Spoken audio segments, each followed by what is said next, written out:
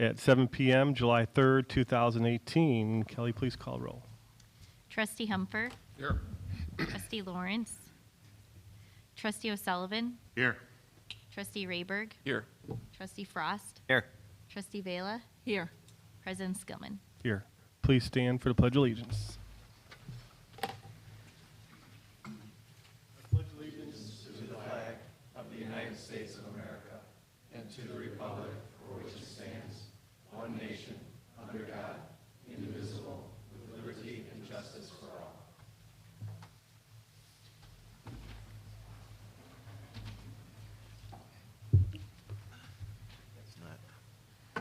Okay.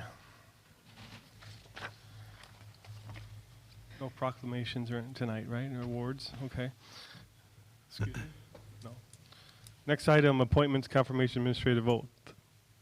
We have, I'm looking for a I'll motion. motion. I'll second.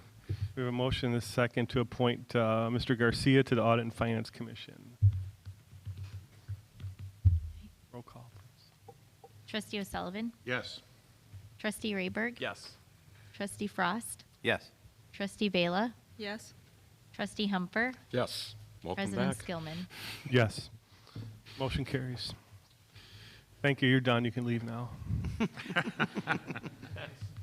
Get back to work.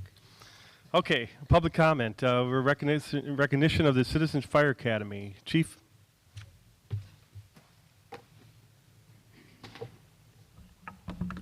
President Skillman and trustees, I'm not going to say a lot because I didn't have a lot to do with this program. Firefighter Tony Ferrero, if he would come forward, please.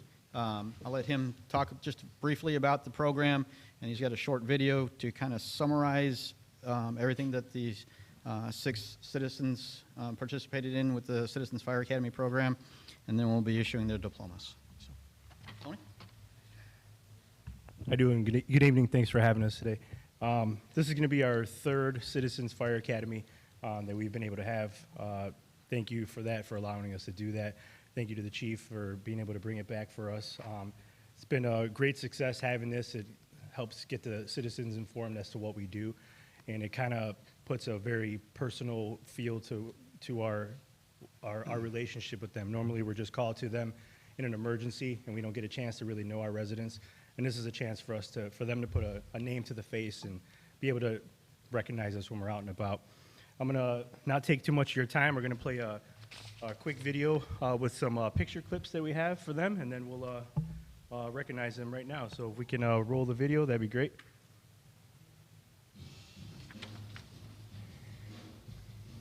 Some cool firefighting music that we put on there. I'll try to narrate a little bit. We took them to the Elgin Community College as well, and they were able to experience live fire scenarios, experience heat. You can see how much heat and fire we put in there. That's all them back there. They are in full turnout gear. They are in SCBA. This is prior to our rappelling. They actually rappelled off our ladder truck.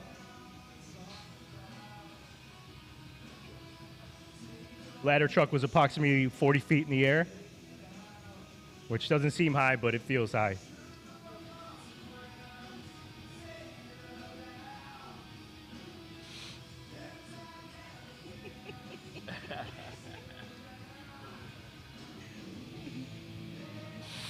Every single one of the students this year were able to do it and complete the rappel, which is the first time in our academy that they've been able to do that. Normally there's 1 or 2 that are just a little shy about that. We also did a vehicle extrication where they actually do what we do on a scene of a bad vehicle accident, and they use our tools. And they all got to work with that. It was about 90 degrees that night, so they felt that. This is another day we were back at the community college. They were able to climb the ladder into the window to simulate rescuing a victim. Again, in full turnout gear. We set the fires as well. And they ran a hose line in. This is where they jump into a window to rescue a patient waiting. and then the unglorious part when it comes to cleanup and things like that.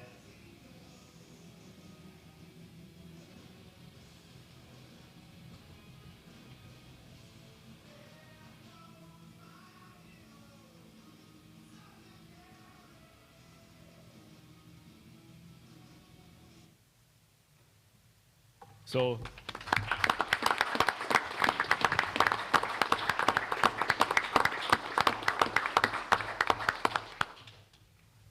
like you saw, they definitely get a unique feel for what we do, and it's been very popular, and then we have a great experience with them. So without further ado, I'm going to call them up one by one and present them their diploma.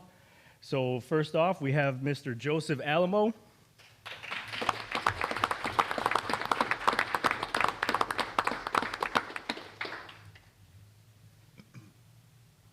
Congrats, Joe. And then we have his wife, Miss Lisette Alamo.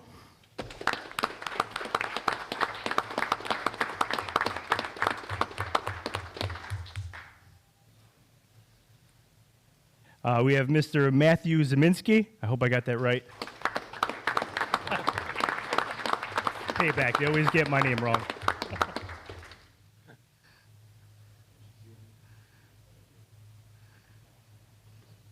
And we have Miss Joanne, I am always going to mess this up, Manapa. Congratulations.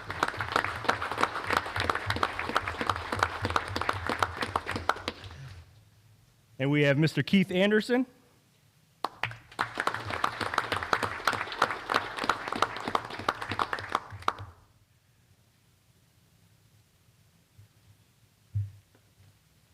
And last but not least, we have Mr. Trustee Jeff Frost.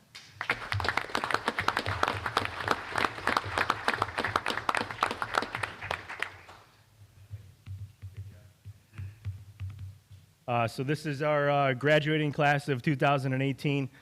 We thank them for the time. It's a lot of time commitment for them. We also want to send out a special thank you to a lot of the instructors that you see here. All had a participation or had a class that they taught as well. We try to get as many firefighters involved, so we have a lot of visual people involved, and everybody could see them. So we want to thank you guys for that. We also were able to get you guys, they also got certified in fire extinguishers, and they learned how to do that. So the local 4790 union got them a fire extinguisher to go with today for your home. And again, we want to thank you guys, and thank you very much for this class, and hope you talk it up, and see you at the reunion. Thank you.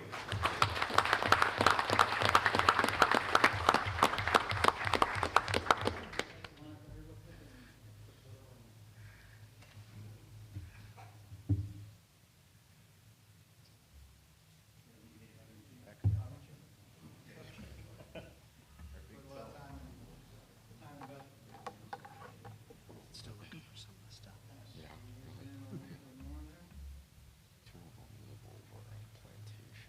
Teenagers.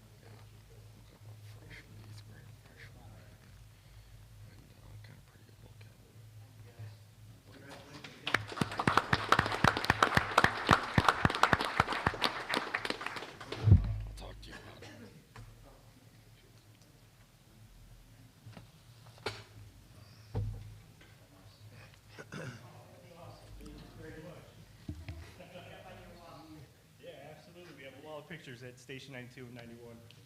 Stuff this is from them. So thank you for that. We appreciate it. Thank you very much. And thanks again for letting us do this. Thank you. Thank you. Good job, Tony. Thank you. Good job.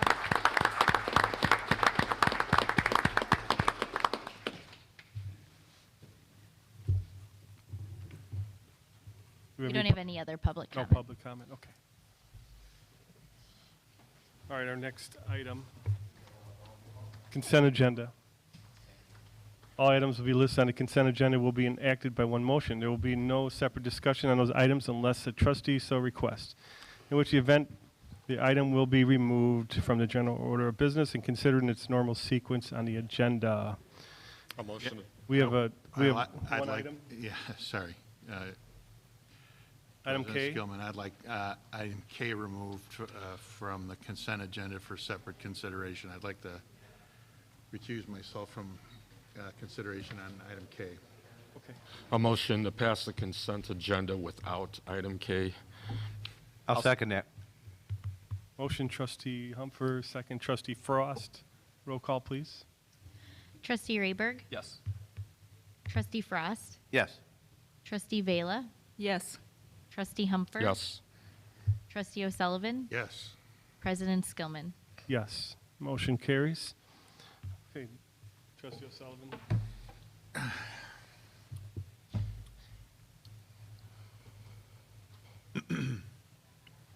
So a motion to pass item K. I'll second. We have a motion and a second for passing item K, resolution approving the redevelopment agreement with Bricks on the Fox. Any discussion? No. Okay, roll call, please. Trustee Frost, Yes. Trustee Vela, Yes. Trustee Humper. Yes. Trustee Rayberg, Yes. and President Skillman. Yes, motion carries. And we can bring John back.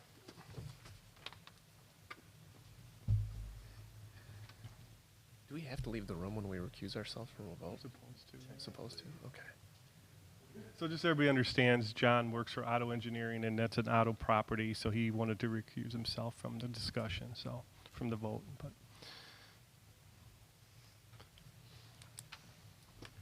actually, Bricks has 30 already reservations at this new business, so, Wow. yeah, for weddings in 2019, so it's moving along real well. We're excited, so. It's the old Milk Specialties building over on Washington, for those not familiar. It's Yeah, been right on the redeveloped. Fox. Okay, next item, reports of manager and staff. Chief Kilborn? I'd like to call up and introduce Griselda Hernandez, who has been the police department social worker for over 20 years, and she's going to give you a short presentation on the Strengthening Family Program. Thank you, Chief. Thank you for allowing me to present to you tonight, President Skillman and trustees. So the Strengthening Families Extension Program has been in existence for quite a few years. Here in Carpentersville, we've had it since 2003. So a lot of people have wondered, what is Strengthening Families? Strengthening Families is a evidence-based program that was designed in Iowa State University. It's been in existence for a few years prior to bringing it here to Carpentersville. It was designed to help parents and their kids. That's the premise of the program, helping parents and children. It's designed to help parents with new techniques. That's how we promote it. We're going to give you new parenting techniques that you may not have been doing already, while at the same time we're going to help kids resist peer pressure. This is something that's been going on forever. It's nothing new. It's just something that we like to reinforce. They also include a family portion, which is very unique. We want to involve the kids and parents, not just the kids or the parents. So this program is designed for that. It involves the entire family. So the format of the program is designed for 10 to 14-year-old kids and their parents. It's designed to have 5 to 7 families in the program. We don't like to have more than that. 1, because our facilities don't hold more than that, and 2, because we really want to draw attention to individual families. There are 7 2-hour sessions. We add half an hour to that session because we add a dinner portion to the program. I'll get to that in a few minutes here. They also recommend having 4 booster sessions to be held a couple months after they're graduated the program. We don't do the booster sessions. We tried them back when we first started, and they were not as successful as having just the program. So we opted not to follow that part of the program. So what happens when they come? So every night that they come 1 time a week for 7 weeks. The first hour, actually the first half hour, we provide dinner for the families. They have dinner here with themselves. They sit, they eat. Sometimes it's the only meal that they have together as a family that week. Then the first hour we break up and we have the kids in one room. We use our police, the classroom. We have the kids there. We try not to move the kids. It's easier to move the parents. So the parents go up to the conference room. From there, they meet separately. The parents talk about different activities, and I'll get to that in a minute. The kids talk about theirs. Then the second hour, we bring them back together, and we build upon what we just talked about. We build upon the things that we had just talked about with each other. The program recommends having 3 facilitators, 1 to be with the adults, with the parents, and 2 to be with the kids. That usually tends to work best. That way you always have 2 adults with the kids, and it's fine to have just 1 adult with the parents. So what is it that they learn? That's most people, what is it that they're learning? So they're learning to love their kids and set limits. A lot of the times, people are on one extreme or the other. They either love their kids too much and don't set any limits, no discipline, or just the opposite. There's too much structure and they don't show enough love. So here's just a little bit of the breakdown of what it is that we teach the parents. Love and limits, supporting their youth's goals. It's kind of breathtaking to see how many parents don't support their kids' goals. They just say, yes, yes, yes, we're going to do this, we're going to do that, whatever, but they really are not focused on the child. So we promote that. Rules for their kids. A lot of times they don't have basic rules, basic chores. So we teach the parents, how about you teach them, to take out the garbage once a week or once a night or things like that.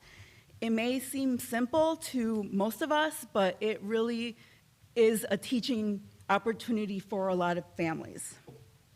We also teach them to reward for positive behavior.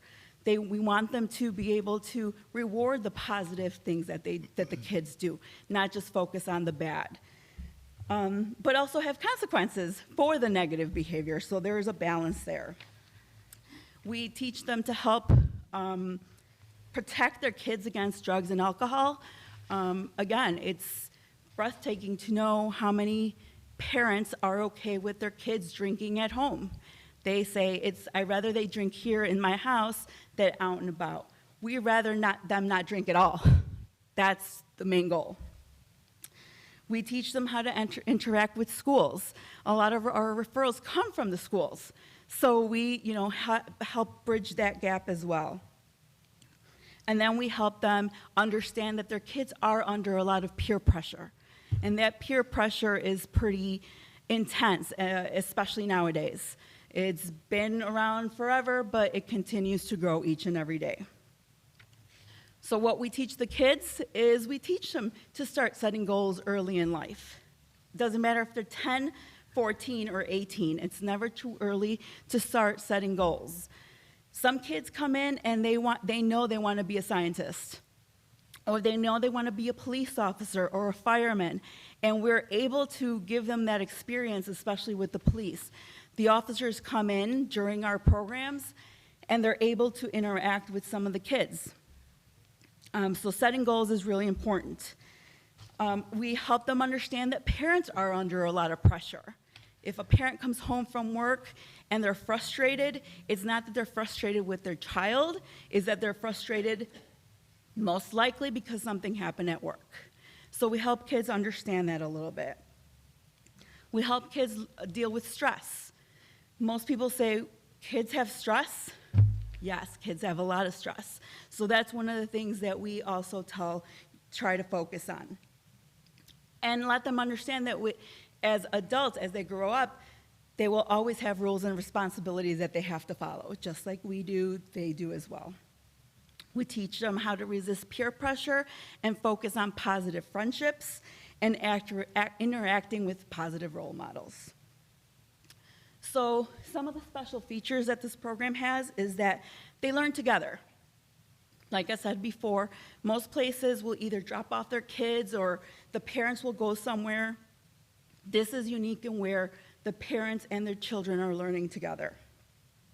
It's helping them through the transition years of the teens, the teen years.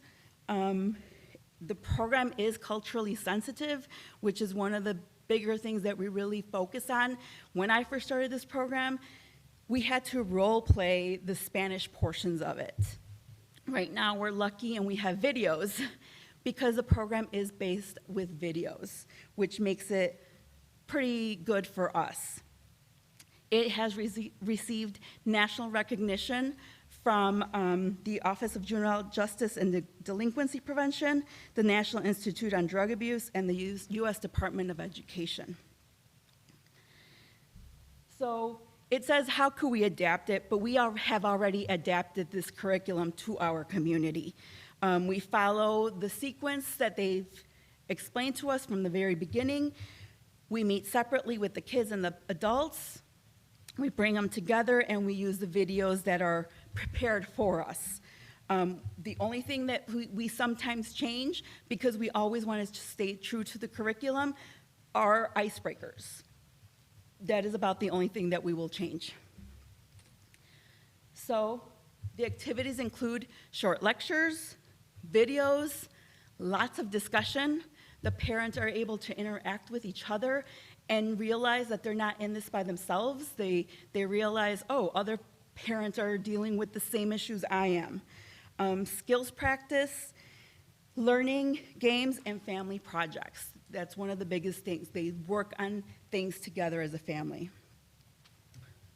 So what is it that we really want to achieve? So for the youth, we try to avoid the aggressiveness, the withdrawn behavior by focusing on the positive future. That's what we're really trying to focus. We try to steer away from the negative peer influence and focus on peer pressure resistance skills. We try to avoid poor school performance and instead focus on pro-social peer relationships. Avoid lack of pro-social skills and, again, focus on positive management of emotions. Avoid poor relationship with their parents while instead empathizing with their parents. On the flip side, with the parents, we're going to try to avoid the parents demanding or rejecting any type of behavior that the child has, poor child management, harsh or inappropriate discipline, and poor communication of family rules. We try to focus and support positive parent-child affect, supportive family involvement, age-appropriate expectations, appropriate parental monitoring, and clear expectations regarding substance abuse. So what are some of the recommendations that they have for the program? Childcare. Most of the families don't just come with the one child. They come with their entire family. Sometimes that becomes a struggle for us because they will bring, their 5 and 8-year-old, which is okay to do, but you're not focused now just on the child that's here between the ages of 10 and 14. We did provide childcare back when we first started the program. We have since gone away from it for several reasons, and the biggest one is lack of space. We don't have space for a childcare facility. Dinner. We do provide dinner to all the participants. Like I said before, it may be the only way, or the only time, that they're able to have a meal together, but it's also an incentive. Sometimes you just have to provide one little thing, and that's, for us, the dinners for them. They do recommend other incentives, such as raffles, door prizes. Again, we had that opportunity when we first started it. We don't do that anymore, again, just for lack of just trying to steer away from that all the time and just trying to really get them to come here based on the program. Transportation does become a problem sometimes. We haven't had major issues with transportation. Occasionally it does, and when it has happened, they find a way to get here, whether it's sharing rides with other people. They eventually meet other people in the neighborhood and say, oh, I'll give you a ride, this or that. So what kind of proof is there that this program actually works? I know those statistics are a little old, but this is coming straight from Strengthening Families. Back in 1999, a study was conducted, and if you see the dotted line here is marijuana use for kids who are not participating in the program. The one underneath it is for kids participating in the program. And you could see the difference of how that has decreased for kids who participate. Same thing with cigarette use. With cigarette use, there was approximately a 12% decrease in kids who participate in the program versus kids that do not. Alcohol use, almost a 20% decrease in kids that come to the program versus kids that do not. There is a significant drop in aggression when kids participating in program versus kids that are not participating. So these are the things that we see over and over again, even here. Parenting skills. The top portion are parents who are using the techniques and improving their skills. They're saying, yes, we continue to use them. We continue to show improvement in our own parenting skills. And discipline. Again, they continue to discipline their children even after they have participated in the program. So where does our funding come from? In 2003, we were awarded a state grant in conjunction with the Wren Center. During that time, it was a grant for 3 years. It was from the state of Illinois, and during that time period, it was well funded. We were able to conduct program, and afterwards, the village thought it was beneficial enough to continue to fund the program. So funding was picked up from the village. When the economy took a dive, the village was not able to fund the program anymore. We had a trustee at the time who was able to do some fundraising for us, was able to establish a separate account, and from there we were able to continue to do the program and have it here for about another year, year and a half. And there was a time where it just didn't exist. We just did not have the funds for it. In July of 2011, the Boys and Girls Club received a grant from the United Way and partnered with the Carpentersville Police Department. And during that time, they were able to give us approximately $26,000 each year for this program. That money sits in a separate account. It's not part of the village, I don't even know what it's General fund. Thank you, general fund. But it is part of a separate account, and the money sits there.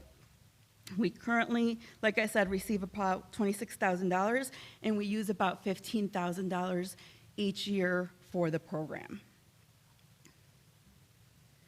Since 2003, we have served 291 families. So we're getting close to the 300 mark here. We have had a total of 56 sessions. 42 of those sessions have been conducted in Spanish and 14 in English. Like I said, officers often come to the program and also recommend families to the program, as well as schools.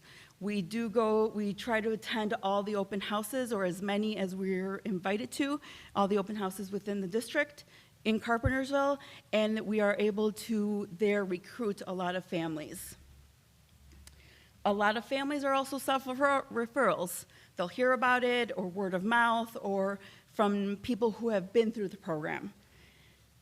We run the program 3 times a year, 2 concurrent sessions at a time, so we run it for a total of 6 times a year. We do not run it in the summer. We have tried to do it in the summer, and it just hasn't been very successful. So what are people saying about the program? These are expert excerpts from our surveys. This is what we asked the parents. This is what they're saying. So one is, did you notice a change in behavior from your youth? Yes, in the beginning she didn't want to come. Now she looked forward to the classes. She has a better understanding of consequences for her actions. Spending time with my daughter and other families on learning different strategies to help make the family bond stronger. Communication, not judging, listening to your child's concerns, open communication. And what are the kids saying? That's always a big concern of ours. So their favorite part of the program was learning how to deal with peer pressure. We ask them, do you like or not like coming to the program? And the majority is, I like coming to the program. So it's they say, it teaches me what to do and what not to do. My least favorite part of the program was that it seemed too short. So 7 weeks for them was too short. I liked it because it was fun and something else to do. We got to do activities and learn how to say no to drugs. So those are just some examples of what they're actually telling us. Any questions? Yeah, did I miss it? Who's your team of people? Right now, How does that it's work? myself and Miss Patty Briones. She could not be here today, but those are the two that we have. Trustee Vela was a part of the program for a couple months, and we are currently hoping to get an intern this coming school year, and if that happens, then that intern will be a part of the program. Other than funding, is there any other assistance in the way of staffing from Boys and Girls Club? No staffing, but they do also make referrals. So I guess my question is more about inclusion or demographics. So just going by the language that the program is taught in, 14 out of 56 works out neatly to 25% in English. So here's the reality. The elected officials are under some pressure politically to make sure that everything we do is inclusive. And we want to make sure that we're reaching out to all elements of the community fairly to include everyone in the community in everything we do. So I just want to make sure that you're conscious of the pressure that we're under with respect to public funding of all of our programs. Absolutely. And that you make every effort to be inclusive. And fairness is in the eye of the beholder. And fairness is a problem that goes back to Solomon and the disputed child between two mothers. So it's very difficult to determine what is fair.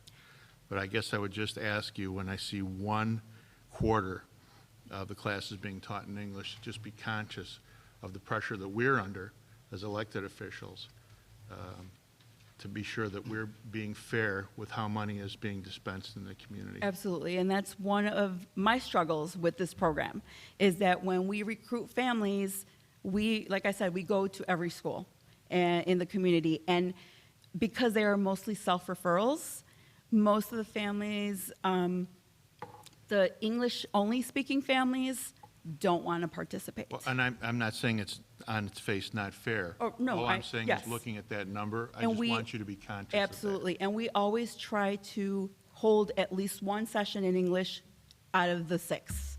That is absolutely something that we always try to do.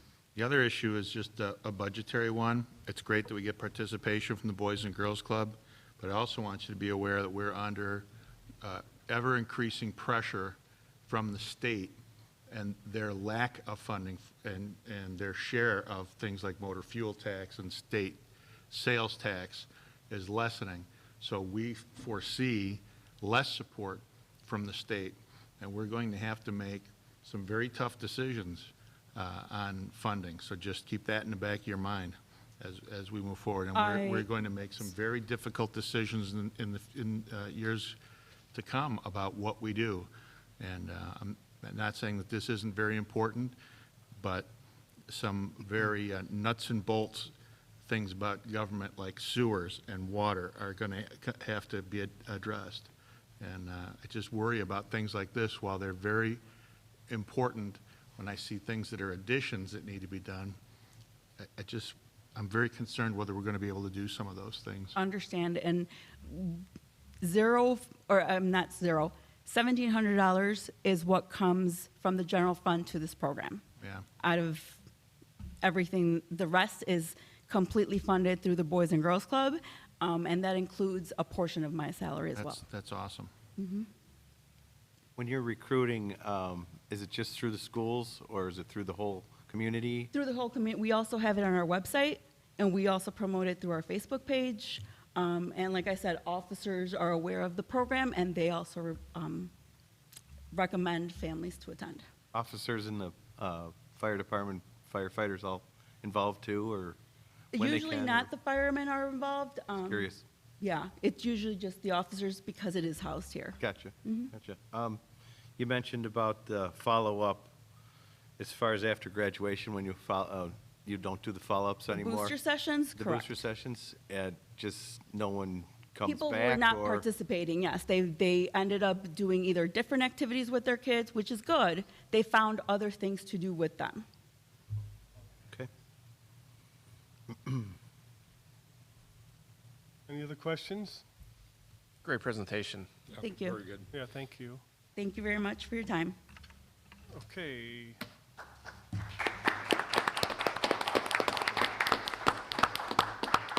Randy. Mr. Burke.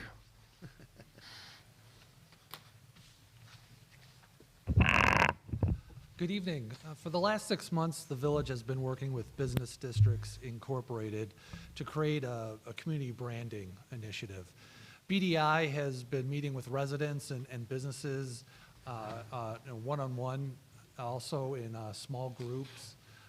There's also an online survey, and we've also created a project task force of our partnering organizations. And it's really to get feedback on, really what is our story and how do we tell it. And tonight, Bridget Lane, Carl Wolt, and Cindy Bodie are here with us this evening to talk about the next milestone.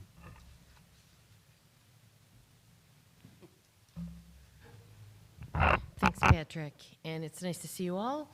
We've previewed this with a lot of you, and we're going to try and be relatively quick.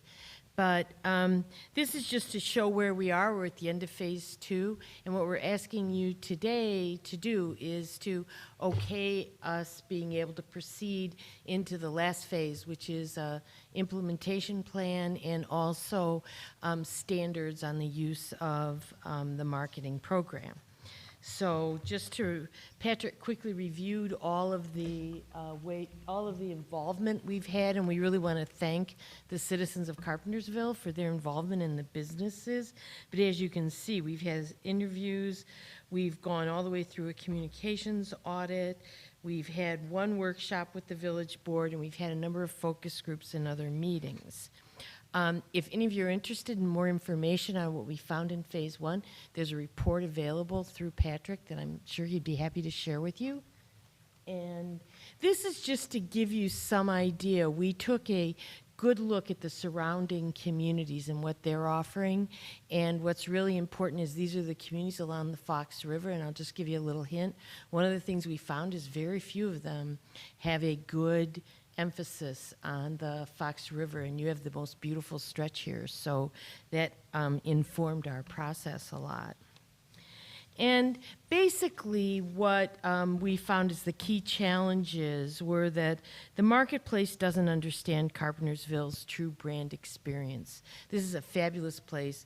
Those of you that know, especially since the completion of 90 and the connections that exist both for business and residents, that this 30-minute drive time experience is very important to the residents of Carpentersville, and it makes it a really great place to be, but some negative perceptions have lingered. We just had a little bit of a conversation about that, some with your internal audiences.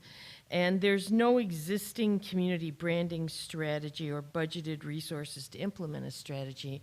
And what that causes in this market today is that someone else determines your image. So what we're suggesting is that this is a program that will allow you to take control over the image. So what are the opportunities?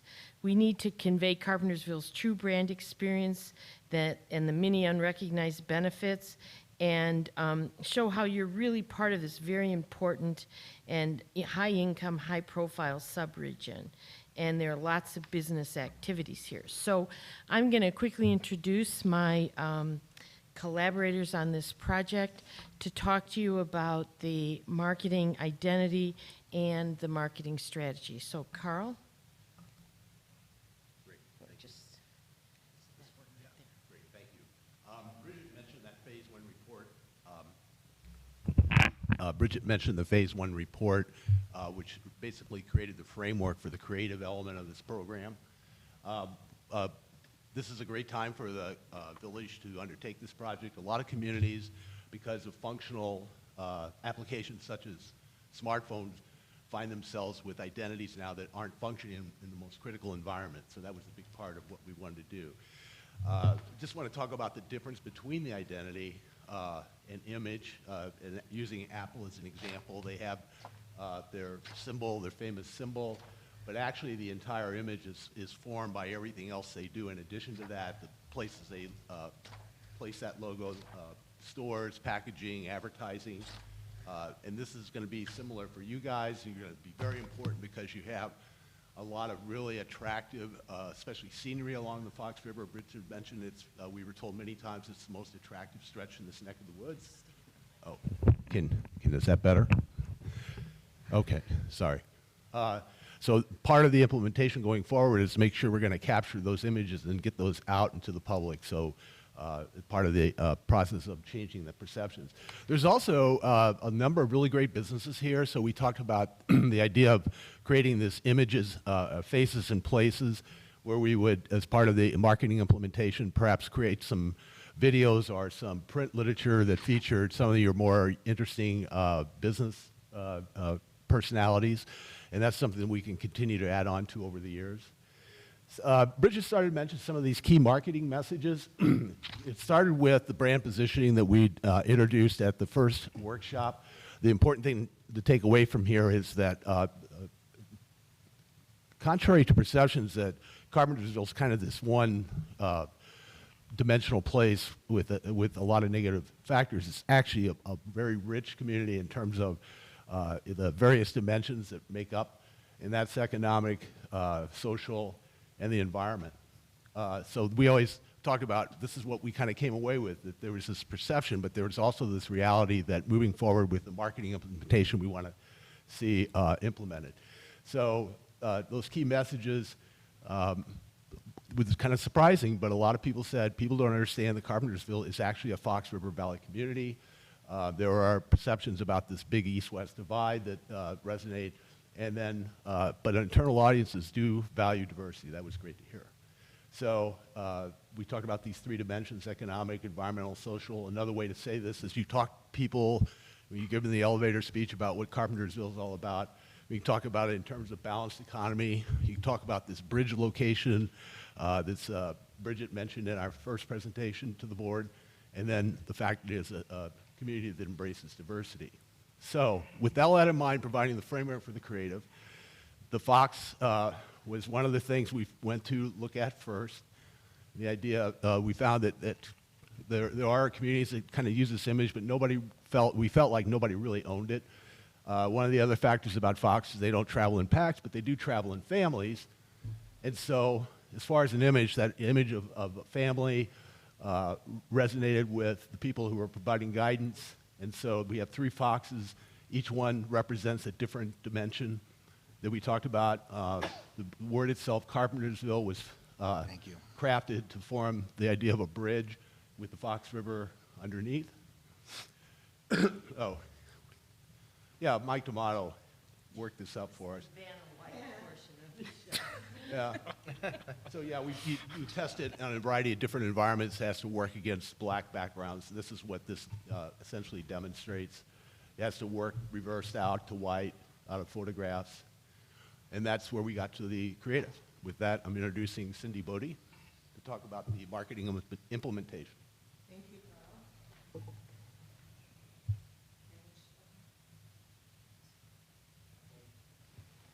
Carl.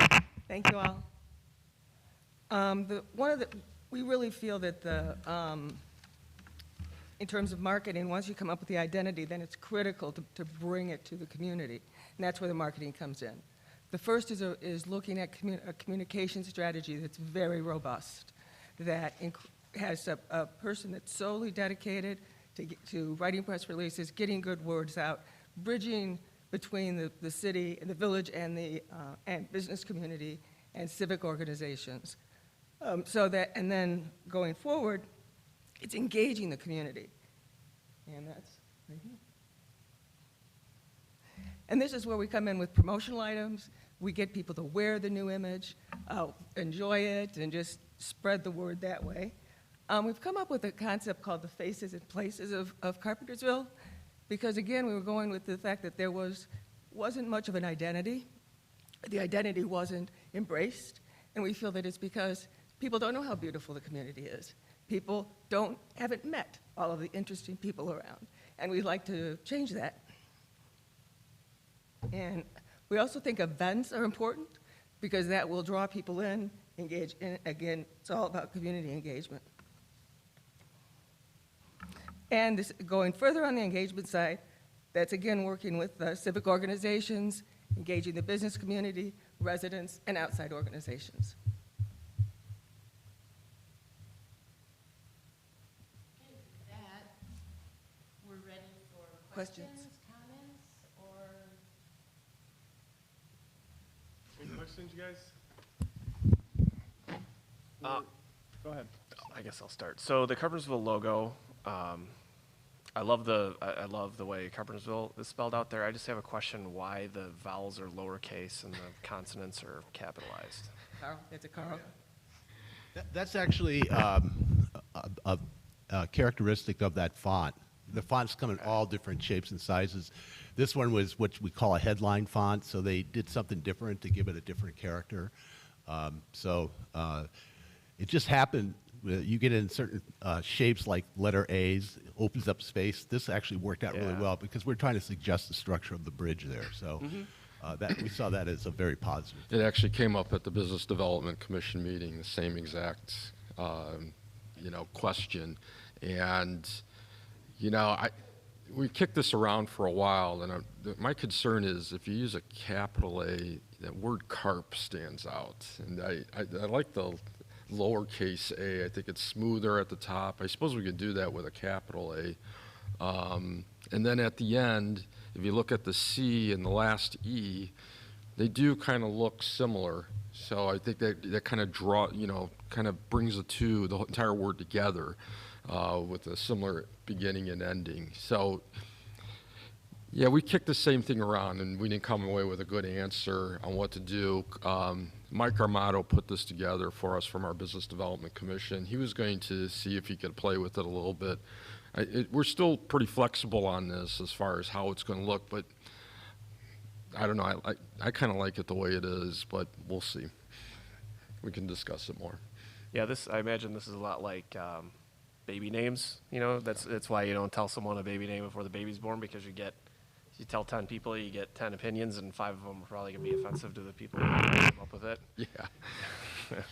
And that's also one of the reasons why we involved the community all along. We actually held a font workshop, believe it or not, where we had people like Mike Armada and a couple other people with a design background who live in the community to help us. This is your image, but what's really important was this idea of bridging the east to the west, showing the river, and creating kind of a structure feeling to what the image is, and also claiming the Fox River and associating it with Carpentersville because of all the beautiful work that's been done at the Main Street Bridge, and also the fact that you have this really nice natural segment that's used by bicyclists and all kinds of recreational uses here that are very positive aspects of the village. So that really was part of this idea of trying to make structure.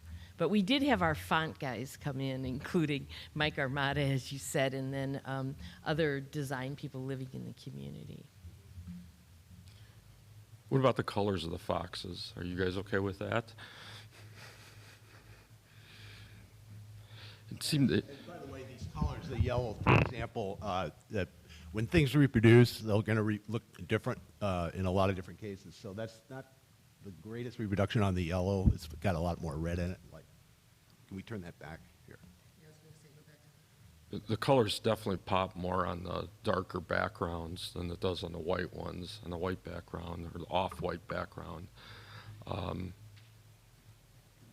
So explain the app for your smartphone, Well, that, yeah. how we try to capture. Right.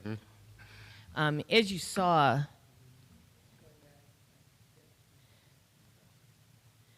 well, the app actually was the idea that you'll really have a fox representing Carpentersville on a smartphone, where what's happening with communities today is that people want to use their smartphone rather than a computer. And so that's how you'll be able to interact. There it is right there. I'm sorry. Yeah, Carl got it. We looked at other images or other apps, the logo used for them, and we're surprised to learn that, you know, a lot of apps have multiple images in them. And it's not just one. You think of Apple, just, you know, but there's a lot of apps out there that use multiple images in that little box, and so it works. I think it'll work from that perspective. Yeah. Now, so rolling it out, we go to a different web page, right? I mean, we start our own image and, you know, go ahead. Part of the marketing implementation, and we thought was critical too, is a website that stores all these wonderful images of Carpentersville, the faces and places again, the interesting people, the businesses, and just puts a personality onto the village. And the important thing about that is, even though we know that there's going to be improvements to your municipal site, this separates the images and this marketing platform from the basic municipal website where you go, and it can only be so pretty because it's got a lot to do. You got to know how to pay your water bill. You got to know how to contact the public works, the fire department, police department. All that's got to be there when your garbage is going to get picked up. So that doesn't make it as pretty as we can do with an image website, which is you know, it's just a great way to change the story. So that people start looking at Carpentersville differently in the way that you probably all do, and we want more people to realize. Perfect. Thank you. I think we're going to have to really consider some, I'd like to see the water tanks change sooner than later to move to this, because so many people see it, you know, coming into both sides of town. But we're going to have to really be, I think, strategic in rolling this out, considering, you know, some of the comments that have already been made tonight about budget restrictions and what's the state of Illinois doing and how is that going to impact the community. So in lieu of that, It is itching just thinking about it. so in lieu of that, I think what we need to do is really kind of think out of the box and try to have different events, even using our current ones, and use them as opportunities to roll out, you know, the new logo, the new, yeah, I think we should even consider changing what our slogan is here. We kick that around too. I think we have to use where we can, be smart where we can, and try not to spend a lot of money and take advantage of what we have available to us, and use those as opportunities to roll out this rebranding effort. Yeah, I mean, we've talked about it with other communities, how they've done it, so we can, you know, we're not going to reinvent anything on that part. We're really fortunate to have social media today, which will be really important to doing this in a cost-effective manner. Mm-hmm. Okay, anything else, guys? Staff is working on with the branding company and BDI and as well as others too. Yeah, Pat and Kevin have already started. Patrick and Kevin Goldfalls have already started doing research, as well as, you know, talking with the folks here from BDI to assemble the recommendations and look at the different options. Remember, we're doing the website too at this time, when we've got the company that's working with that. As part of that, you know, we have to understand what the resources are for the, you know, the long-term effort, and we're looking at ways to look at the rollout, how we're going to combine the rollout with the long-term effort, and then bring a plan back to the board for consideration on, you know, what we're going to need to do. We're going to have a long-term website presence, both with the, you know, business part of our website as well as the marketing part of our website too. So we just started talking about that today, try and get our arms around it. So like I said, though, Kevin and Patrick have done a lot of work getting some information that we can bring to the board in the near future, get some guidance. So. Perfect. Thank you, guys. Thank you. Nice job. Thank you. All right. Old business? None. None. New business. Resolution to clarify funding amount regarding a local agency agreement for the federal participation in a credit associated construction costs between the Village of Carpentersville and Illinois Department of IDOT, basically, of Illinois Route 31 and Huntley Blacktop. I'll motion to pass this resolution. I'll second. Okay, we have a motion, trustee Humphers, second, trustee Rayberg. Roll call, please. Trustee Vela. Yes. Trustee Humfer. Yes. Trustee O'Sullivan. Yes. Trustee Rayberg. Yes. Trustee Frost. Yes. President Skillman. Yes, motion carries. Next item, trustee reports, committee reports. Maria, you want to go first? I would like to thank Bob Cole. He gave me a tour of the Public Works facility, and he did an awesome job. They're working very hard to keep up with that facility. It's looking great, so I really enjoyed it. Thank you. Trustee Frost. Yes, it's amazing. Yeah. Oh, that's right. I'll say kudos to the fire department for the program that they put on with the citizens. Hopefully it grows in the future. Went well. Enjoyed it. Learned a lot about what goes on out there. It's quite interesting. It's hot out there. Just stay hydrated. It's supposed to be hotter. So that's all. Thank you. Trustee Rayberg. We had an Audit and Finance Commission meeting Tuesday, June 26th at 6:30, and the highlight of it was our 2017 audit presentation recommendation. Fortunately, we're at a point with our audit process where we don't anticipate any surprises, and I'm happy to say that there were no surprises with this particular audit review. Everything went smoothly. The auditors issued an unmodified opinion, which is the highest that can be attained. It was also a good year for the general fund. There were no material deficiencies. We had one comment, and that revolved around our grant processing process, where we needed to centralize up through accounting and finance, whereas we were previously kind of decentralized with our grant funding. So it makes sense because it's money flowing through that it has to come up and funnel through the finance department. So there was a little comment associated with that, but a pretty minor thing. Five adjustments, which is again considered minor. All of the financial information is posted to the website. All of trustees and President Skillman, we have our packet here, hard copy here, some nice light reading for us. But the good news is unmodified opinions. So strong audits are continuing here with the village. Good news. Besides that, one other highlight, we're going to be getting over-the-counter credit card processing capabilities here coming up shortly. We anticipate a 2-month implementation for that, and we'll be able to accept Visa, MasterCard, everything else, with a processing fee that's slightly lower than we thought at 3.25, which the residents will pay if they choose to pay with a credit card. And then also, lastly, just congratulations and thank you to, he left, but to Humberto Garcia. Looking forward to having him back on the Audit and Finance Commission, and I'm glad he's back in the fold. Thank you. Trustee O'Sullivan. Just to remind everybody about the Fest on the Fox in Carpenter Park on the 14th of June. Co-sponsored with the village. The Chamber of Commerce. Yeah, should be a lot of fun. Hope for good weather. Other than that, nothing much else. Was on my list too. Trustee Humfer. We had a Business Development Commission meeting last Tuesday. I think I don't need to go over what you guys already heard. We did discuss some of the new businesses and interest in opening, businesses opening in town. Again, I don't think there's any surprises there. We seem to be moving along pretty well. Could go faster.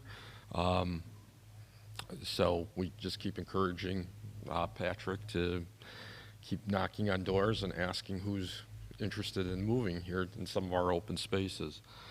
I did have a chance to go through the audit reports and take a quick look at them, and I hope we can get this thing straightened out with the grants, providing the information over to the finance department. It seemed like you weren't able to provide some expense numbers to the finance department so they can be captured on the schedule and reported out. I think that's something that's pretty important, and I was a little concerned seeing that we are still dicking around with this credit concentration risk, where you guys probably wouldn't know this, but probably about 12 years ago, the village lost about $350,000 on deposit where a bank went out of business, and the amount that we held with the bank was over the FDIC limit. And it seems like we need to tighten up our policy there, which I would respectfully ask the Audit and Finance Commission to do so that we can avoid that from ever happening again. Other than that, I concur with what Trustee Rayberg said. Getting a clean, unqualified opinion is fantastic. We did have some findings, as noted, but we are moving in the right direction. So, and then the last thing is, I know the 4th of July. Keep in mind, folks, that fireworks are illegal. Most of the major fireworks that are being used. It really wreaks havoc on all the pets in town.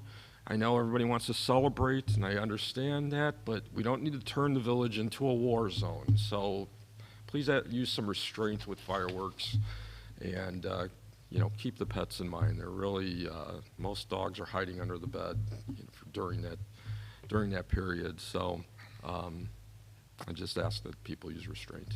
That's all I had. Thank you. Thank you. Yep, I just had a couple events. We know Carpenter Park's going to be busy the rest of the summer, so we do have a remodel going on or starting someday soon down there. Home Depot, we did receive a $20,000 grant from them, so it's going to take care of most of the repairs we needed to do. So Fest on the Fox, like Trustee O'Sullivan said, is next Saturday, July 14th. So please come out and support everybody here. Please stop by if you can and say hello and thank Melissa for putting all that up for us. August 11th, we're having a Burger Fest with 103.9 and 105.5 radio station is going to be, they've already been advertising like crazy on the radio. So it's like, it's pretty cool. We're getting a lot of good press. So a lot of good radio time, and it's a big event. They're trying to make it a big event, and so we're going to have some judging that night, so we'll see how we're going to handle that. We'll let you know ahead of time if we need you for judging, but Chief Kilborn likes hamburgers, so we'll probably have to need him. And a Diet Coke, of course. Okay, August 17th, 18th, and 19th is our next, what is it? Rock the Fox event. Yes, Rock the Fox by the good Oddfellas, the good fellas, Oddfellas, and we're supporting that also. So we're supporting all these events, guys. I mean, so we're involved. We're co-sponsoring. So we need to all be involved. Public Works, obviously, and police and fire are all involved. But if you have time to please stop and show your faces, that'd be great as board members and employees of the village. So with that, next item, we have no closed session tonight. I don't think we have any discussion of other business, do we? I don't think so. Not on July 3rd. A motion to adjourn. A motion to adjourn. Second. We have a motion, we have a second. All in favor? Aye. Aye. Opposed? No. Meeting adjourned.